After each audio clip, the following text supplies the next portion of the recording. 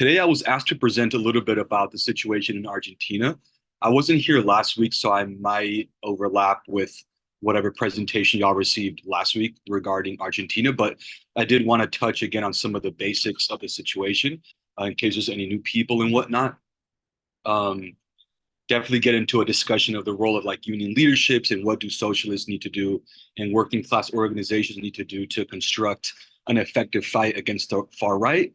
And also maybe scope out a little bit and look at what's happening in some other key areas of Latin America and what might this mean for the working class struggle in the United States. So given that, I'll begin with touching on sort of the origins of right-wing populism as it was expressed in Argentina, and as of course we saw in the United States with Trump, Orban in Hungary, Le Pen in France, and a bunch of other areas. And what we see is that Argentina was a country prior to the elections that, as y'all know, was and continues to be deeply indebted to the IMF.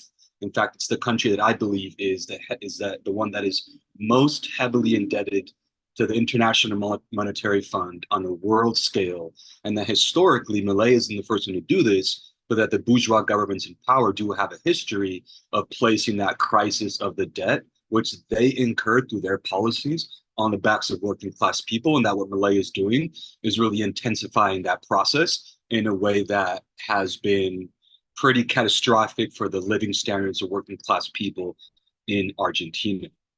Um, but yeah, part of what was happening in addition to that was that there was an intensification of poverty.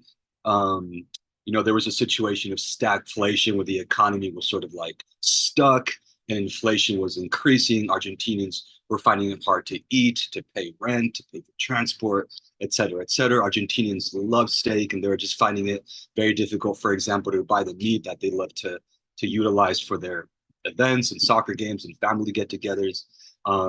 And so just a cultural piece about Argentina that I know was difficult.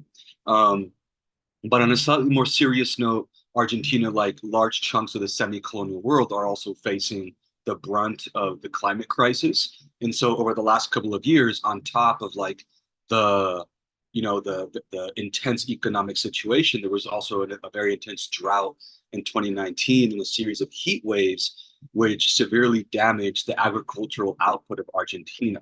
Now, Argentina's agricultural output, I believe, is the most important, if not one of its most important um, exports and a really important part of its economy. So the fact that that hit the country did affect its exports and its ability to receive income into the country, right? So that also had a detrimental effect on the situation in Argentina.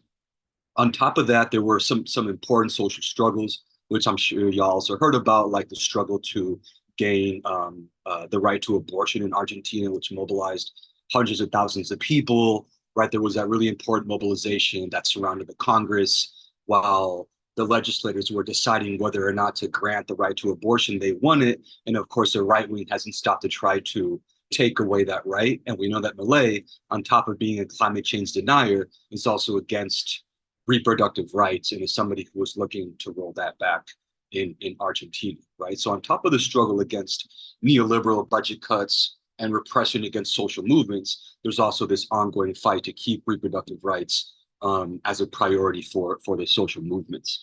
Um, so Milei, in the context of this crisis, is able to pretty much kill it in the elections, right? He got a huge chunk of vote primarily from youth in Argentina and also folks who were, you know, engaging in a huge rejection of the previous government, right? Um, which had, also instituted neoliberal adjustment, repressive social policies against organizers and activists. But Malay, like right-wing populists tend to take advantage of the social crises which capitalism creates and say, we've got a solution for you, right? It's the fault of these like elites who are, the elites who are always in power, right? Los de siempre, as Malay has been saying, and placing the blame on these bureaucrats or elites who are corrupt, who are taking the country's wealth. And he was able to position himself as an outsider, similar in some ways to what Trump was able to do at the beginning of his election and say, I'm the one that's speaking for the common person, right? And I'm going to implement policies that are going to return the wealth that has been stolen back to the common people, and I'm going to return, and we're going to help Argentina return to this like level of greatness that they might have had before. Again, analogous to like the Make America Great Again kind of concept from a right wing perspective. And so, in the context of crisis, where there isn't like an alternative political leadership that's able to say these crises are a result of, of capitalist and imperialist exploitation, and we need a working class strategy to fight back, well, right wing populism was effectively able to, in this moment, garner enough of the votes, again, from large sectors of youth living in precarious situations, large sectors of working class people whom saw a solution in Malay inability to claim. Now, as a result of his policies that have been reducing working class standards, his support has diminished a bit, but it still retains a level of strength in the country that is probably going to remain for a bit until people begin to see the anti-worker nature of his regime and hopefully begin to engage in a continuous process of mobilization and of social struggle, right? So anyway, Milei makes it into power, and as y'all know, he proposes, on the one hand, the DNU, which is like a repressive policy to constrict social movements, right, to threaten activists and workers who are attempting to organize, and at the same time, on the other hand, this huge packet of neoliberal adjustments, which is like a deregulation of the economy, a privatization of public entities, cuts to subsidies, et cetera, which as we speak has been again like has been represents a huge attack on working class standards, and I'll get a little bit into some of those details and what that looks like. But what happened was that some of the major trade union confederations in Argentina saw this, and they called for a general strike on January 24th. And so we get to January 24th, and there's various numbers that were thrown out in terms of like how many people participated. You ask the bourgeois state, you ask the police in Buenos Aires, and there's like 8 to 10,000 people like actually participated.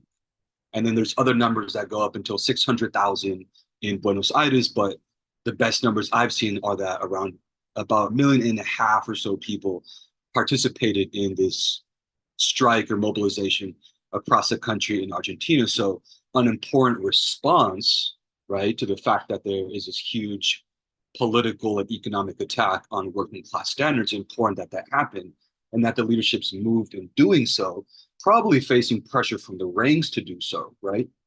But at the same time, we know that there's a lot more than 1.5 million workers in Argentina, right? And that as we see oftentimes in the United States, while leaderships can be moved to organize mobilizations, they also represent, because of their political nature as union bureaucracies, they also represent obstacles to building the strongest fight back that we can actually build, right?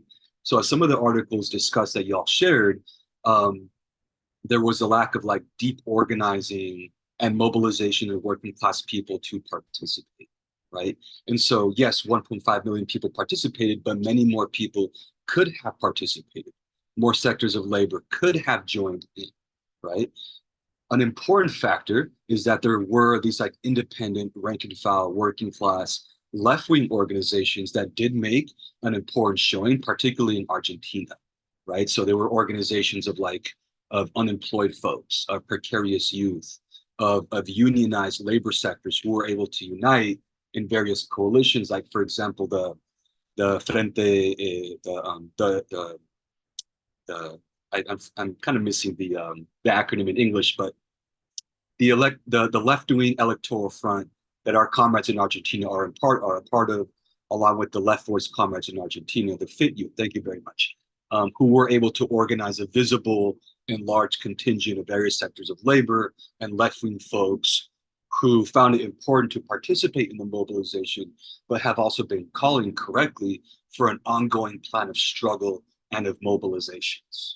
From the perspective of the union leaderships that called for it, what they want to do and this is the general perspectives of like liberal and reformist union bureaucracies in general, is that they use working class power to blow off a little bit of steam and see if it's enough to pressure the bourgeoisie in power, right? Um, in order to convince them to maybe like go back on some of these reforms. But what we want to do is that we know that as socialists and as working class activists that we can't simply appeal to the people in power. It takes a rank and file working class mobilizations in the streets and in the workplaces on an ongoing basis to actually beat these attacks back and also to build confidence in the power of workers that our organization can have meaningful effects, right? And then we can connect these mobilizations um, in terms of like, well, we can connect the immediate fight, right, in terms of the demands against budget cuts, against attacks on workers' political rights to mobilize, with the long-term struggle for socialism, right, which for us includes like the nationalization of key industries, the building of workers' self-defense, the placing of the means of production in working class hands, et cetera, et cetera, et cetera. So those of us from the Trotskyist background, you could say, call a transitional program. These mobilizations create the basis to do so, right? And so um, the good thing is that as a result of these mobilizations, and also as a result of the political situation in Argentina, which is such that even though Milei is president, he's still a minority in Congress, right?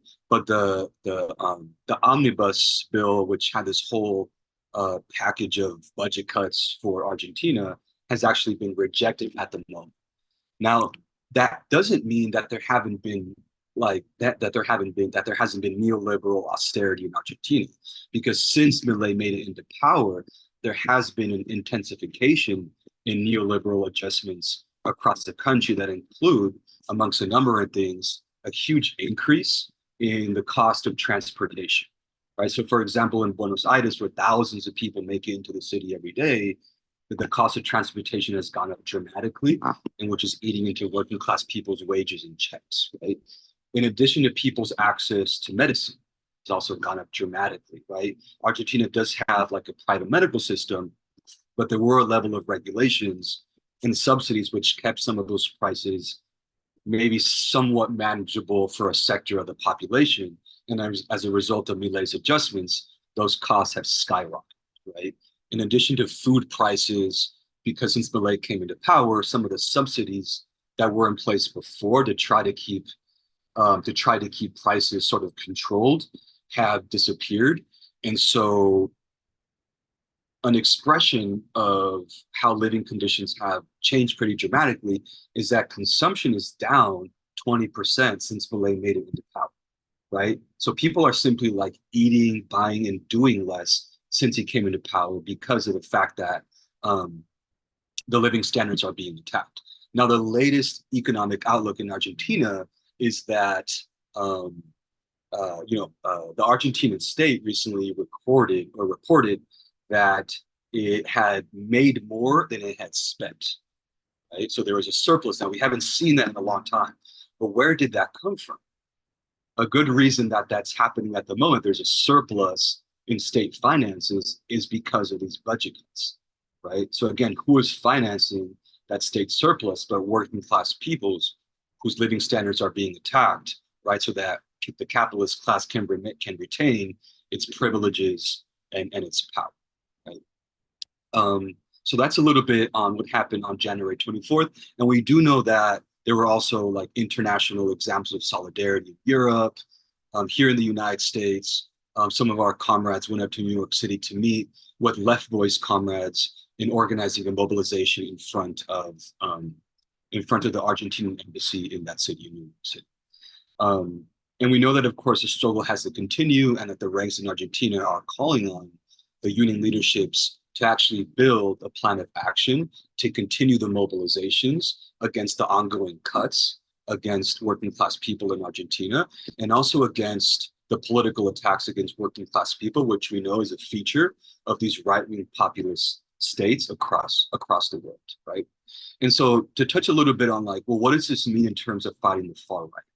We know that right-wing populists in some countries have been successful at exploiting the crisis that capitalism creates in order to appeal to sectors of the youth and the working class youth, and also middle sectors who see their salaries going down, who are losing their businesses, maybe can't pay their mortgages, who are being drawn to far right ideas.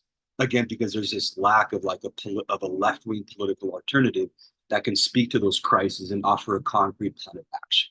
So if that right wing populists are able to do this, one of the big responsibilities of revolutionaries and socialists is to engage in these struggles where working class people are at. In this case, the struggle against Malay in Argentina, to argue for a plan of action that actually speaks to the needs of these various sectors of working class people, right? Youth, middle sectors, the working class in general, in terms of its economic needs, its political needs for the right to mobilize, free speech and whatnot, and also its social needs, right? In particular, in Argentina, fighting to defend and to expand reproductive rights, in particular the right to abortion in the country, right? So creating that alternative political leadership, which we believe can only be done by participating in working class struggles and creating a leadership that is united around a program of militancy, of creating democratic working class spaces that operate on a bottom up democratic democratic procedure, and that some of these things do exist in Argentina and were present and continue to be present in the mobilizations, right? But because there isn't like a national political leadership that can give a left wing socialist political form to those independent working class spaces, what happens is that the union bureaucracy is oftentimes successful at putting a damper on the potential of working class militants. So that as in Argentina, one of our big challenges is how do we subvert the union bureaucracies which consistently support, the liberal reformist bourgeoisie in power, right? And that, one of our important tactics as socialists in building a fight against the far right is a tactic that we call the United Front, right?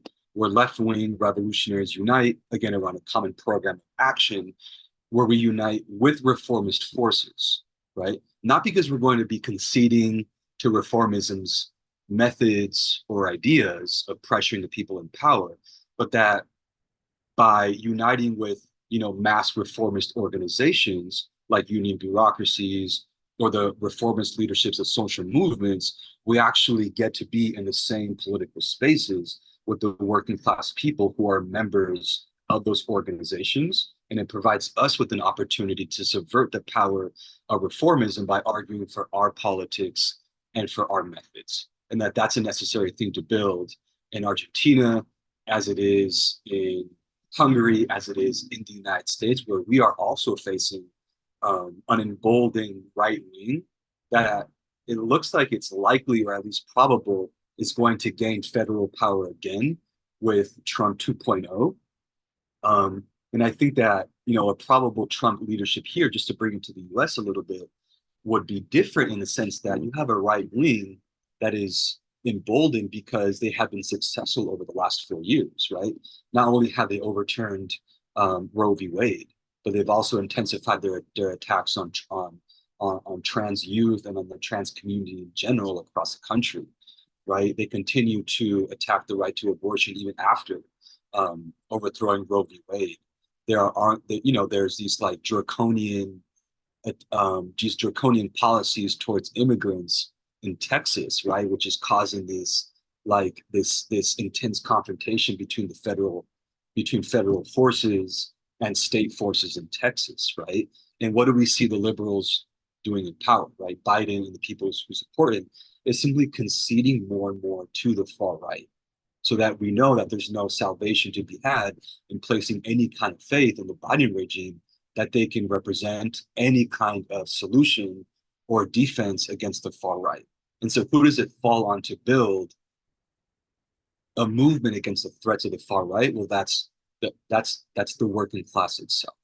And to do so, we need to be building a unified, across our social movements, across our union spaces, across our workers' organizations, a unified front against an emboldened far right, which is attacking our social, our political, and our economic rights. Um, so that's a little bit touching on some of the prospects in the United States. How much more time do I have, by the way? Comrade, take as much time as you want. Okay. Yeah, I don't expect you to take an hour, so that should be fine. I won't take it out. I'll just take a couple more minutes. I did actually want to go back to Argentina and Latin America a little bit and scope out and look at and just touch on a bit so that we can discuss, you know, the penetration of like, in particular, Chinese capital into Argentina and how that is a feature of this what we would call in workers' voice, an inter-imperialist rivalry between the United States and Western imperialisms and and China, right? Argentina is a very important in Latin America, in China's like Latin America sphere, is a very important semi-colony for China, right? So Argentina is like meat, it's soy, and large parts of its agricultural products in general are sent to China. So China is a really important um, country that exports Argentina's products. Now, what Milei just said after he made it into power was that we're not going to be a part of the BRICS, right? So the previous government was sort of moving in that direction. Now, I'm sure the United States is very happy to hear that Milei is making that statement that Argentina will not be making it into the BRICS. But regardless, Argentina remains an important semi-colony for China, right? And China has also provided billions of dollars in financial reserves for China for Argentina to be able to pay some of its debt to the IMF.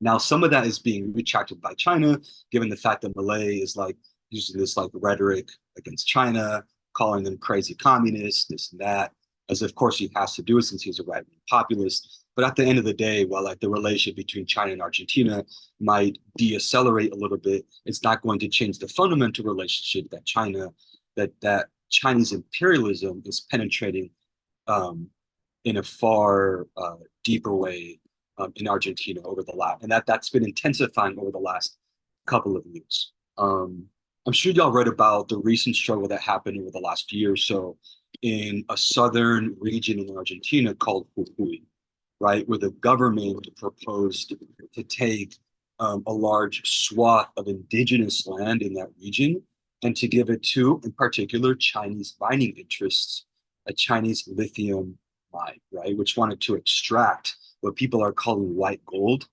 And that we know that lithium is important for this inter-imperialist rivalry because China, like the United States, like the various imperialist powers, are in this technological race to develop semiconductor batteries, which are used for everything from our phones to weaponry, et cetera, et cetera.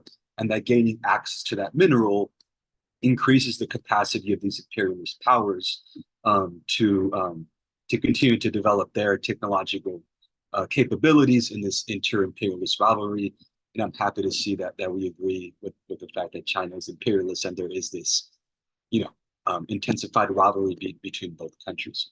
And so anyway, there was an important mobilization by indigenous folks, by working class folks, because the attack wasn't only on indigenous people's lands, but also attacks on the living standards of workers in general and also their political rights. So there was this unification of a number of social struggles, which I think is an important example of how we build a unified fight against a number of different crises that we're facing, which we saw in Jujuy, Argentina. One was around indigenous rights, right? So as imperialists continue to like penetrate into the natural resources of Latin America to gain lithium and other important minerals, it's indigenous people that are oftentimes the ones who are being displaced and are at the center of that exploitation. It's also a place in which ecological destruction is really important because we know that mining places a huge it's very taxing on the natural environment, and that even if lithium and battery production might be part of this capitalist generated green transition, which is being promoted as somehow a solution to the climate crisis, which we know is bullshit. At the same time, this green transition is actually exacerbating the destruction of the natural environment and represents no real solution to the capitalist induced climate crisis. So we did have this important mobilization in southern Argentina, which was uniting different, social and working class forces against this project of mining, which represents an attack on working class people in general.